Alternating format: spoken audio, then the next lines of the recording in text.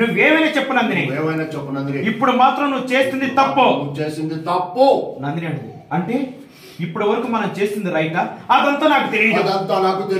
మనం ఏం చేసినా ఆఖరికి వెన్నెల నా మనవరాలు తనకి ఇంత అన్యాయం చేస్తానంటే నేను ఒప్పుకోను తనంటది. వెన్నెల నీ మనవరాల నీకు ఇప్పుడు గుర్తొచ్చిందా? చూడు నందిని, చిన్న చిన్న విషయాల్లో నేను కూడా కక్కుర్తి ఒప్పుకుంటాను. కానీ నువ్వు ఇప్పుడు చేస్తున్న పని మాత్రం చాలా అమానుషం, చాలా దారుణం. దీనికి మాత్రం నేను ఎట్టి పరిస్థితుల్లో ఒప్పుకోను అంటుంది. ఏంటి నానా, నీ సపోర్ట్ లేకుంటే నేను ఏది చేయాలనుకుంటున్నావా? లేకపోతే నీ సపోర్ట్ తో నేను ఇంతవరకు వచ్చాను అనుకుంటున్నావా? చూడు నందిని, నువ్వు తలుచుకుంటే ఏమైనా చేయగలవు.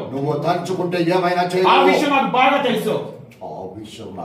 కానీ ఇప్పుడు వెన్నెల విషయంలో నువ్వు చేసే పాపంలో మాత్రం నేను పాలు పంచుకోలేను.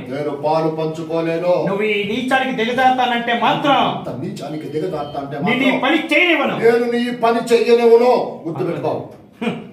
ఈ నందిని గురించి మర్చిపోయి మాట్లాడుతున్నాను నాన్న.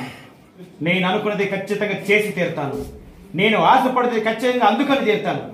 ఇప్పుడు కూడా ఏం చేస్తానో ఎలా చేస్తానో చూస్తూ ఉండవు అని చెప్పేసి అలా వెళ్ళిపోతుంది సార్. అలా ఉండిపోయింది సార్. ఆ నుంచి స్లోగా అలా కూర్చుంటున్నారు సార్. అలా కూర్చుంటున్నారు. Okay, continue. కట్